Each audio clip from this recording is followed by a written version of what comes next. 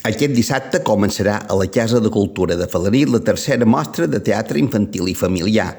una proposta cultural adreçada als infants i a les famílies que oferirà 4 espectacles de qualitat. Les entrades es poden adquirir a través de Ticket IB.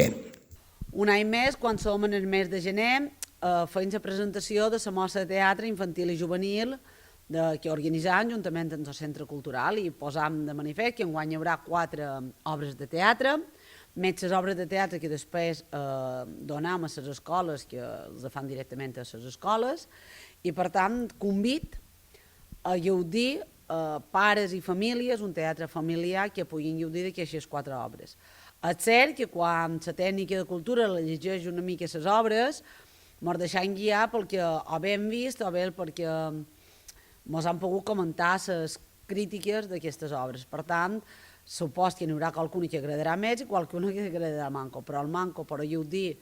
fills, filles, pares, mares, padrines, padrins d'aquest teatre, escultura, és